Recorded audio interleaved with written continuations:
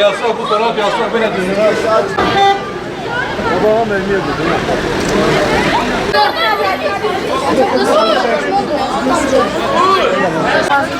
O yeşiller mal.